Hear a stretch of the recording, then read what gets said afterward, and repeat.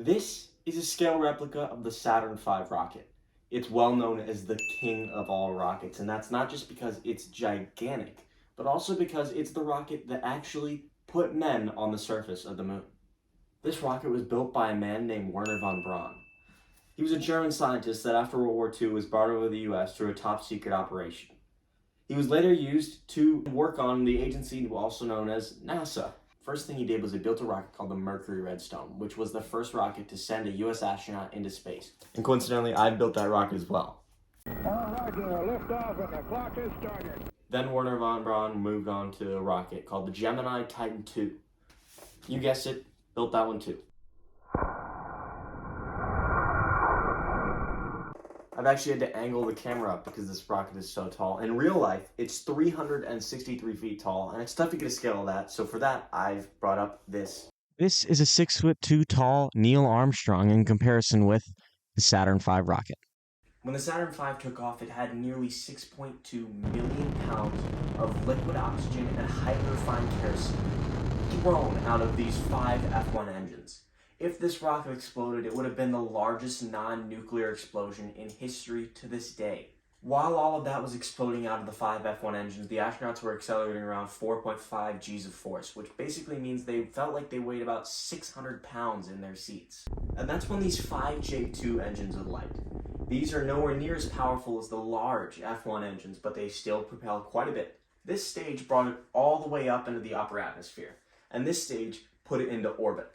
When they get up into space there and they're traveling around Earth, they're basically floating in zero gravity. It's microgravity, but it feels like nothing. So there isn't really anything holding them back, and so their velocity can be changed. Once it was in complete orbit around Earth, they didn't need this stage anymore, so they deployed this, and that was lost as well.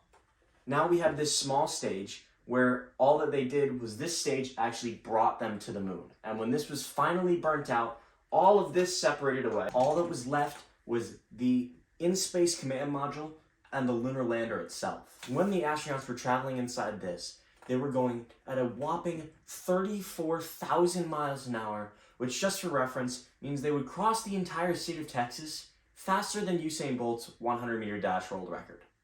As they got around the moon, they burnt this engine, the Wolfhound engine, which basically allowed them to slow down their orbit so that they had a circular orbit around the moon.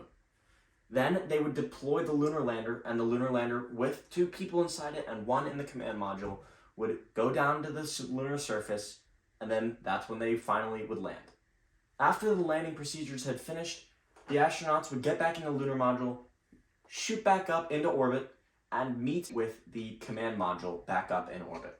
The astronauts would then get out of the lunar module, take all of their samples and rocks and whatever they're taking back, put it in the command module, and deploy this, and this was then left in lunar orbit. After that, this engine would burn once again and send them back into a trajectory with Earth.